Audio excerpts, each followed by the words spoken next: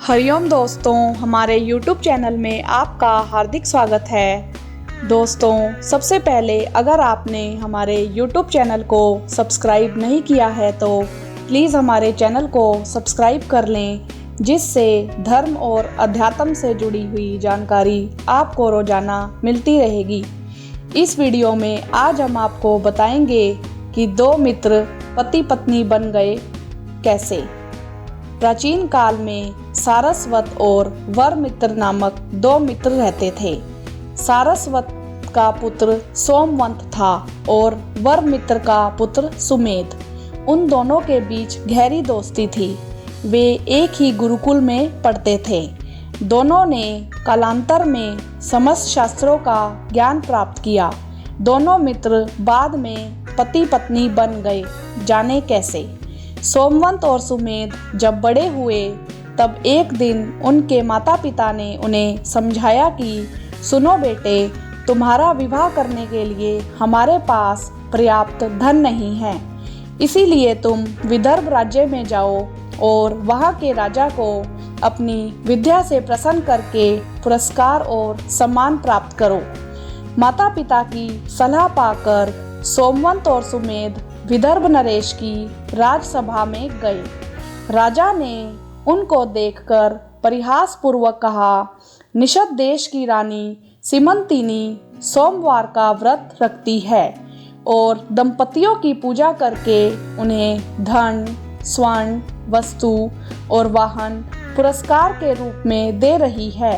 इसीलिए तुम दोनों में से एक स्त्री का वेश धारण कर लो और दंपति के रूप में उनके दर्शन करो, वहाँ तुम्हें संपदा प्राप्त होगी। तब दोनों युवकों ने कहा, महाराज, हम ऐसे कपट वेश धारण नहीं करेंगे। हमने वेद शास्त्रों का अध्ययन किया है, ज्योतिष शास्त्र की जानकारी भी रखते हैं। केवल धन संपत्ति पाने के लिए हम ऐसा नीच कार्य नहीं करेंगे। तब राजा ने क्रोध में आकर कहा कि यह मेरा आदेश है, यदि तुम ऐसा नहीं करोगे तो तुम्हें कठिन दंड मिलेगा। दोनों युवक डर गए। विवश होकर सोमवंत ने नारी का वेश धारण कर लिया और सुमेध पति के रूप में दोनों निषद देश पहुँचे। वहाँ पर रानी सीमंतिनी महेश्वर की पूजा करके उस वक्त आए दंपतियों की पूजा कर रही थी। सुमेध और सोमवंत भी दंपति के रूप में उसी व्रत में शामिल हुए। नारी के वेशधारी सोमवंत को देख रानी सीमंतिनी ने सोचा कि वह सचमुच नारी है, इसीलिए उसका भी विशेष रूप से आदर सत्कार किया। इसके बाद वे युवक इस आशंका से कि उनका कपट प्रकट ना हो जाए, किसी को पता ना चल जाए, उसी रात अपने नगर की ओर चल पड़े। परंतु आश्चर्य की बात है कि मध्य मार्ग में सोमवंत सचमुच नारी के रूप में बदल गया। सुमेध के प्रति उसके मोह उत्पन्न हुआ। अंत में वे सुमेध और सोमवती के रूप में अपने घर पहुँचे। अपने एकमात्र पुत्र को नारी के रूप में परिवर्तित देख सारस्वत और उनकी पत्नी बहुत दुखी हुए। सारस्वत ने भाप लिया कि यह अनगोनी घटना विदर्भ नरेश के कारण ही घटित हुई है। वे बहुत क्रोधित हुए।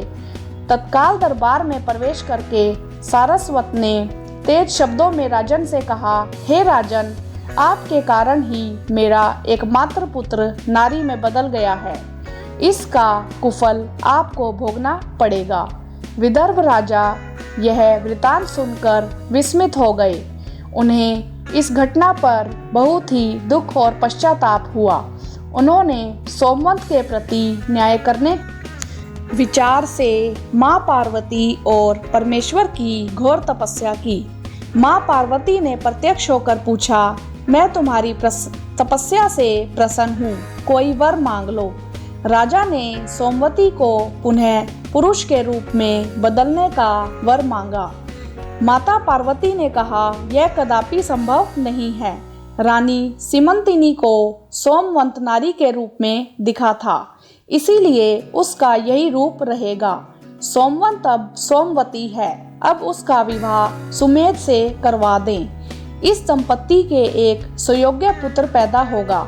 माँ पार्वती के आदेश को शिरोधार्य कर सारस्वत ने सुमेध के साथ सोमवती का विवाह कर दिया। इस प्रकार दोनों दोस्त पति पत्नी बन गए। वीडियो देखने के लिए धन्यवाद। आपका दिन मंगलमय हो।